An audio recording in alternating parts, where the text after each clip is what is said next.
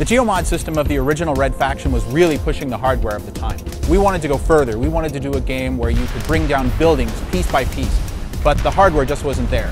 So when we started hearing about the capabilities of the PlayStation 3 and the Xbox 360, then we decided to reopen up the franchise with a whole new destruction system. As you're playing through other games that tout destruction, you'll find that what you're seeing in all cases is a special effect. When you get into Red Faction Guerrilla, what you'll find is a true physics-based and stress-based destruction system. In RFG, you physically destroy things the way you'd expect it to work in real life. Buildings have materials and weight.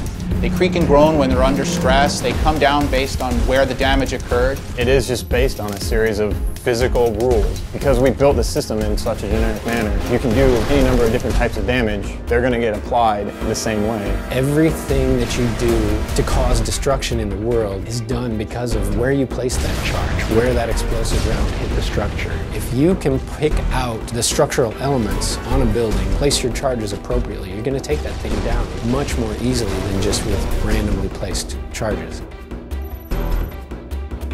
We've found that it's almost been necessary to teach our environment artists and our structure artists to be structural engineers. The programmers got so good at simulating stress on the buildings, it turned into less, how are we going to make this thing fall apart, into more, how are we going to make this thing stay together.